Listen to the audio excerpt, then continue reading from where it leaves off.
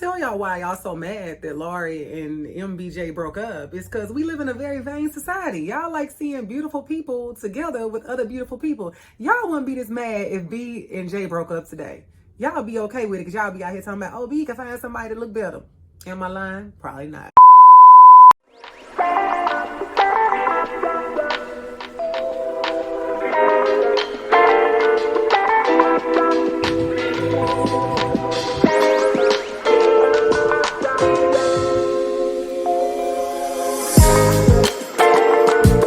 Hi guys, and welcome back to the Shanna Montana YouTube channel. Now, let me tell y'all something. The third time better be the charm, because I have tried to record this here video on the topic that I'm about to talk about 3 times. This is the third time. If this upload does not work, then y'all just not gonna get this tea, or y'all just gonna get it on another social media platform. But I want to be able to get it all out.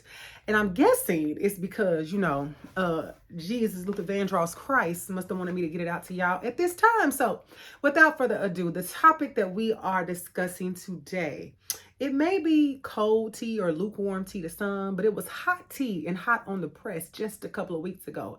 And that tea is on the Lori Harvey and Michael B. Jordan.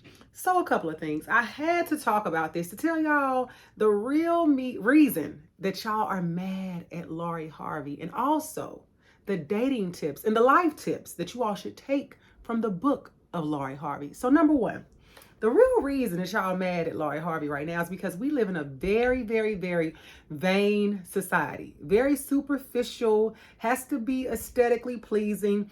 If it don't look good, we don't want it. And so Lori Harvey is a beautiful woman. Michael B. Jordan is a beautiful man by some people's standards.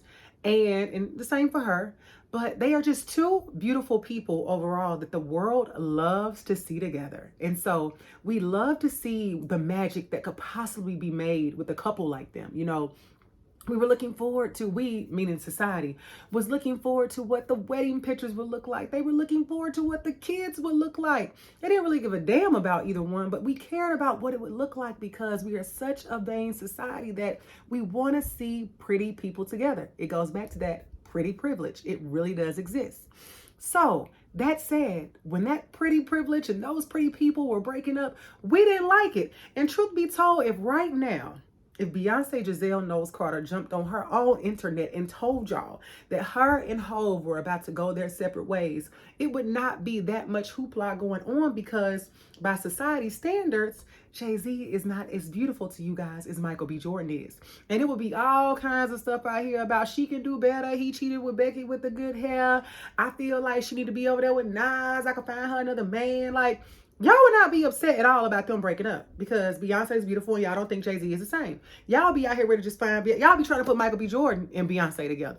So that shows you we live in a very vain society and y'all do not care about these people. So those think pieces that were coming out on the internet, they were absolutely giving mental illness because these are strangers. Why would we be so invested in a 25-year-old woman when all she gives us is looks and abs? And Michael B. Jordan, Mike, I'll call him Mike, like I said earlier, because he's our friend.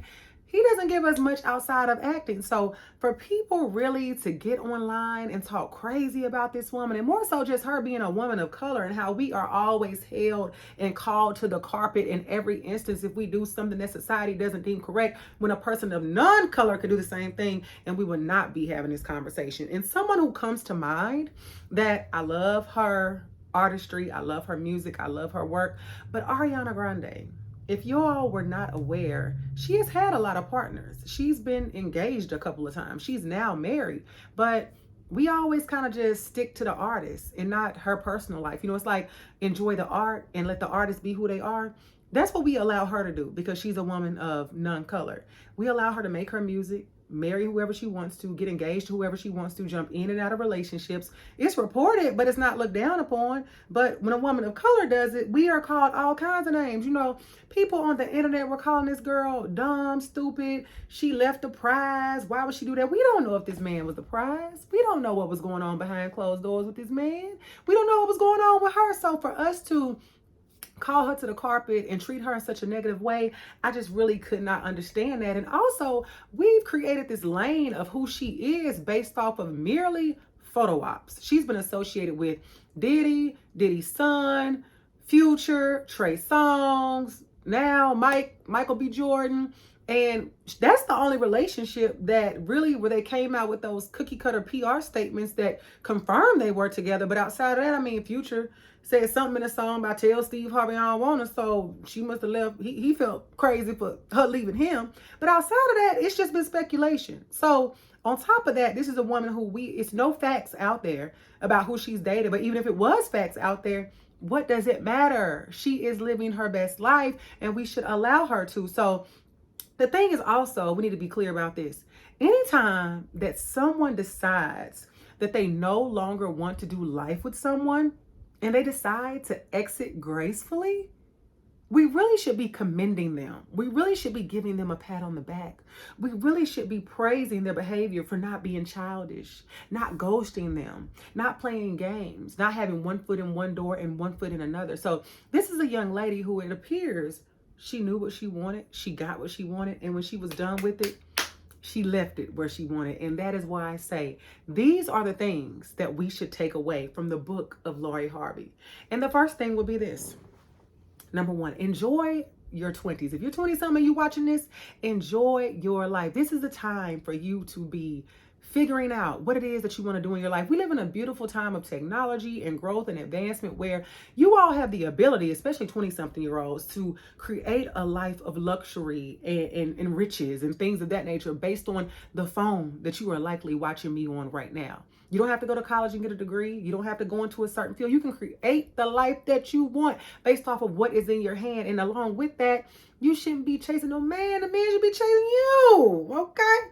But outside of that, along with being in your 20-somethings, at any age, 30s, 40s, 50s, we all should be figuring out what life looks like for us in that age range, because we know as you grow and you develop and you mature and life changes, every stage of life is going to present something different for you. So it's up to us to figure out in your 20s, in your 30s, in your 40s, because you know in your 30s, everybody wants to say, when you going to start a family? When you going to have kids?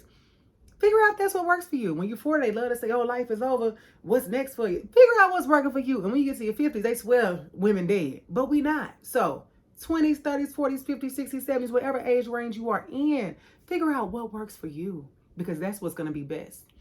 The next thing is absolutely dating as you desire, because that's something that Lori Harvey has mastered. And what I mean by that, if you want to have a team, we talking teams? If you want to have a team, have you a team. If you want to date one brother or sister at a time, do just that. If you want to date no one, do just that. If you want to date somebody and when you're done with them, leave that operation, that situation, that relationship, leave it as it was and go on to somebody the next day, do just that. But leave out society's opinions. Leave out your mama opinion, your brother opinion, your sister opinion. Leave out everybody's opinion outside of the people that it affects, and that will be you and the person that you're dealing with. And sometimes the person that you're dealing with can't have a dog in that fight when it's time to go. So date as you desire, because that is always going to be what's best for you. The next thing, staying in dead relationships. Our good sister Lori, she does not stay in what appears to be dead relationships. And we know too many people. I know y'all all know somebody right now that's in a dead relationship, dead as a doorknob.